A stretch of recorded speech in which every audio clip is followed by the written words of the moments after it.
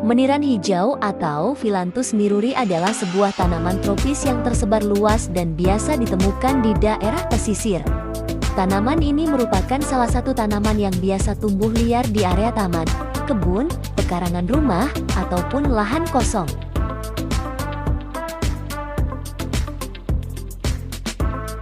Meskipun sering dianggap sebagai gulma, tanaman ini memiliki sejarah panjang dalam pengobatan tradisional.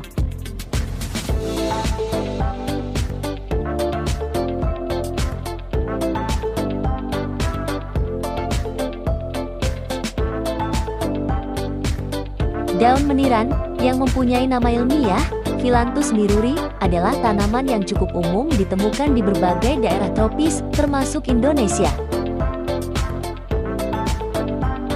Daun meniran umumnya tumbuh liar di berbagai habitat, seperti hutan.